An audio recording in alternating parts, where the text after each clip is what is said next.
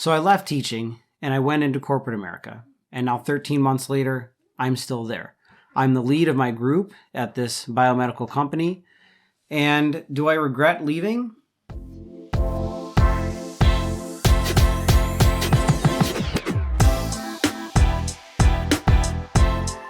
Welcome to my channel. My name is Jeremy Bosquez. And for the last 9 years, I actually was a high school chemistry teacher. I quit back in September of 2021, and now I work as a chemist in a biomedical company in a laboratory. And people ask me all the time, do you miss teaching? And honestly, the answer to that question is sometimes. If you're watching this, you may be a teacher yourself, either already have left the profession or maybe you're considering leaving the profession. So I want to tell you, after being out of teaching for now 13 months, what has changed and do I regret leaving the career? So first, let me explain why I left it all. As most people know, teachers, of course, are not the highest paid people in our country. Now, granted, where I taught was a small school, so the compensation was certainly not as large as it could have been if I had moved into a suburban school or something like that. That was probably one of the things that caused me to leave the profession and want to go into somewhere else, just simply having more pay. See, when I started, I was only 21, 22 years old. I wasn't married. I was engaged at the time.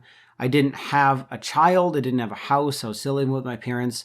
So paying the bills wasn't that difficult when I was making, $40,000 a year. Now, money, of course, doesn't equal happiness when it comes to your career or job, but it definitely helps. So that was one of the reasons why I left, just simply having the ability to make more and having a higher ceiling. The second reason why I left was because I felt like I had nowhere to grow. As a teacher, you don't really have anywhere to go up.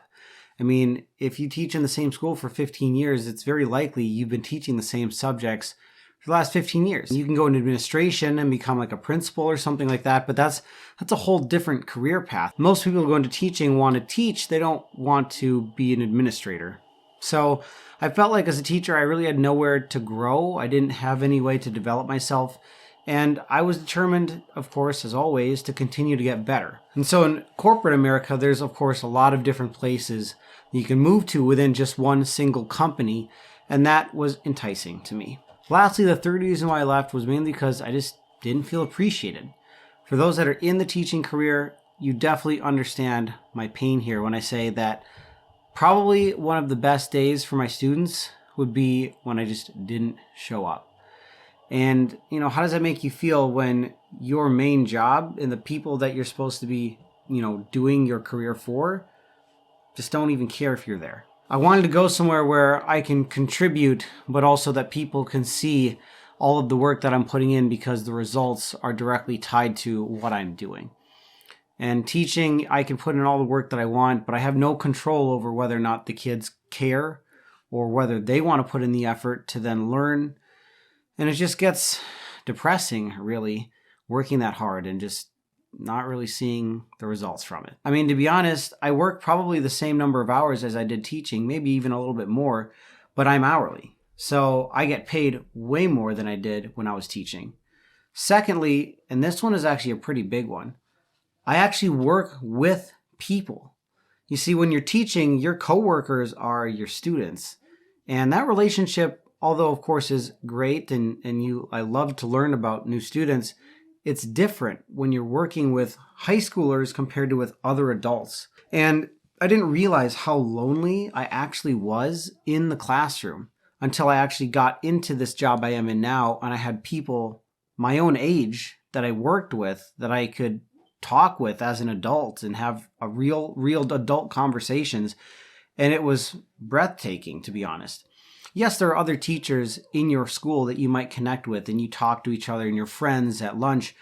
But as soon as that lunch or passing time ends and you're back in the classroom, it's just you and the kids, and that's it. And it's very easy to become isolated just by yourself every single day, not even leaving your classroom. So what is my biggest regret from leaving teaching? Because I said, do I miss it? Sometimes.